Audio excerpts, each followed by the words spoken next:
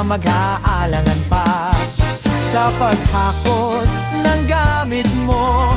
Kahit saan pa yan, isang tawag mo lang, andyan agad kami dyan.